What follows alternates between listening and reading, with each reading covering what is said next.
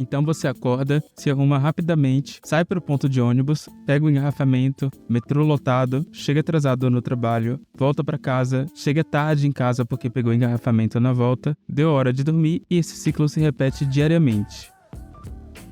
O que é mobilidade? Segundo o dicionário online, é a capacidade de se mudar, de ir para outro lugar com rapidez. Já urbana remete às cidades.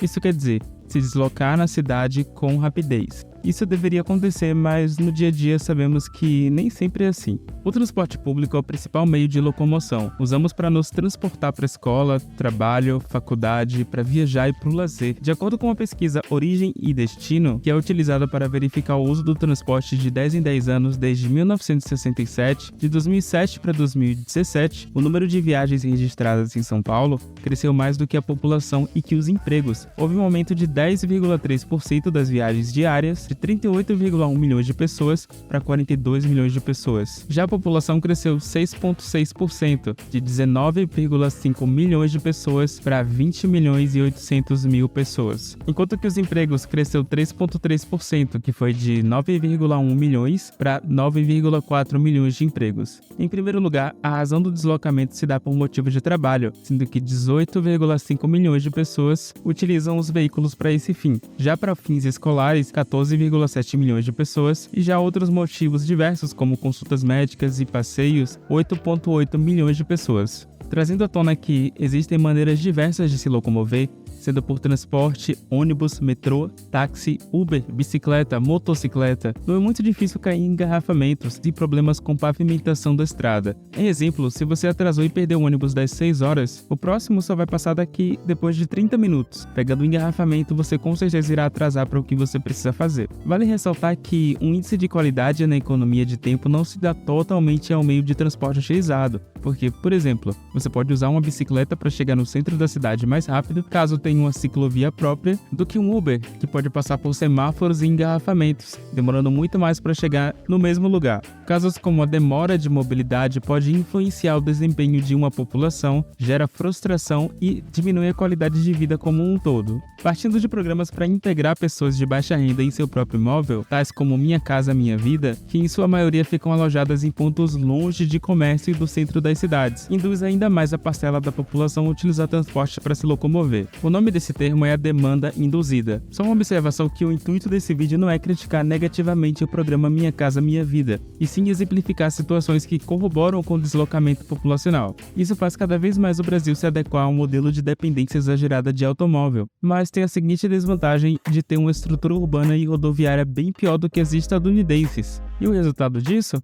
Menos gente nas calçadas e os espaços públicos menos seguros atraem cada vez menos pessoas. Além disso, ocorre a gentrificação, é um termo utilizado para designar cidades que passam por extrema modificação em sua infraestrutura, que atrai cada vez mais pessoas que querem morar em um bairro específico, fazendo com que os preços subam exponencialmente. Tudo isso induz as pessoas a se mudarem para lugares mais afastados e longe de seus locais de trabalho, aumentando o tempo de percurso diário de locomoção. Segundo a Agência de Energia Internacional, a IEA, a venda de automóveis elétricos em 2021 aumentou consideravelmente em comparação com anos anteriores. Muitos outros países se preocuparam em incentivar o uso desses veículos por questões de qualidade de vida, com a elaboração de políticas públicas para que assim sejam desenvolvidas tecnologias renováveis, com foco na área energética, para que assim seja fomentada uma via limpa para o crescimento econômico. Porém, colocar veículos elétricos promovendo sustentabilidade não resolve todos os problemas, porque também é preciso ocorrer a integração, a viabilização e a acessibilidade para todas as margens sociais. Para isso, é preciso entender que o conceito de mobilidade sustentável não se limita apenas a desenvolver e inserir esses veículos, mas sim o acesso universal a opções de mobilidade, a boa eficiência dessas mobilidades, a segurança e a redução de emissões poluentes.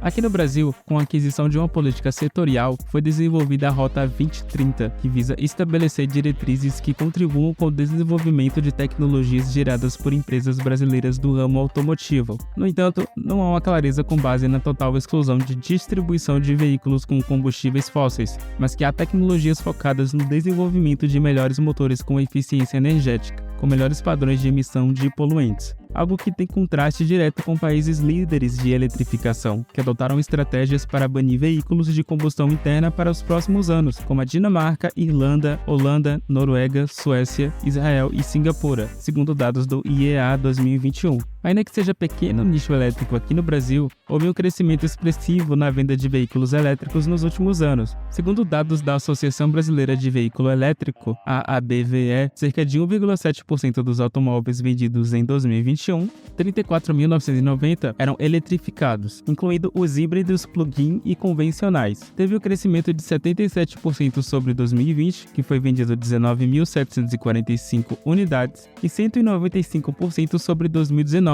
que vendeu 11.858 unidades, o que torna-se ainda mais relevante quando se compara com o desempenho do mercado de automóveis e comerciais leves como um todo, de 1,21% no mesmo ano, segundo o FenaBrave 2020. De acordo com um artigo da McKinsey & Company, líder mundial do mercado de consulta empresarial, a estimativa é que até 2030, cerca de 60% da população mundial viverá nas cidades. Hoje, temos 50% desse percentual. Além do mais, nesse mesmo período, cerca de 2 bilhões de pessoas irão se tornar classe média, principalmente em países emergentes como a China. Isso vai influenciar diretamente as vendas de veículos. Em 2010 eram 70 milhões por ano, em 2025 a expectativa é que esse número suba para 125 milhões de unidades. Se atualmente em muitas cidades a infraestrutura já não suporta a quantidade atual, imagine como será nesse ano. Isso se diz pela questão da aquisição de veículo particular fazer parte da cultura de uma sociedade. Todos sonhamos em ter um carro próprio, pela questão de conforto, mobilidade, comodidade. Isso comparado com os transportes públicos se torna extremamente superior. Para a McKinsey, a melhor solução é a implementação de veículos elétricos, carros alugados, veículos autônomos, melhor transporte público e incentivar os pedestres e ciclistas. Isso significa que, se o investimento adequado de veículos elétricos seguir a margem de crescimento exponencial, sugerimos que uma grande parcela dos usuários optem ainda mais por veículos elétricos, onde a justificativa para a aquisição de veículos próprios se dá pela segurança no deslocamento. Isso porque a segurança dos transportes públicos ainda é um fator a ser trabalhado. Em Manaus, cerca de 1.812 assaltos ocorreram entre janeiro e setembro de 2022, gerando mais de R$300 mil em prejuízo para empresas de ônibus, de acordo com o Sinetran, que é o Sindicato das Empresas de Transporte de Passageiros do Amazonas. Políticas públicas precisam ser implementadas para que toda a segurança, qualidade e infraestrutura sejam melhoradas para que todo o público-alvo consiga ser direcionado e incentivado a diminuir o desejo pela compra do transporte único, já que se não há segurança em ônibus e metrô, a alternativa em possuir seu próprio veículo é a atual grande saída dos indivíduos. Atualmente, os metrôs possuem um vagão para que ciclistas consigam se locomover em horários e dias específicos, além de possuir uma área externa para estacionamento das bicicletas dos passageiros. Além de que o aluguel de bike, que já é bastante comum, tem seu carro-chefe a empresa Itaú, com suas bicicletas alugadas, que você paga uma mensalidade ou diária em que você pode utilizar a bicicleta em vários pontos estratégicos da cidade. O incentivo a veículos compartilhados visam também efetivar ainda mais o uso somente quando necessário. Entretanto, todas essas soluções ainda estão alojadas nos centros das cidades, fazendo com que o deslocamento ainda seja necessário por meio de vias mais acessíveis pelo custo e demanda.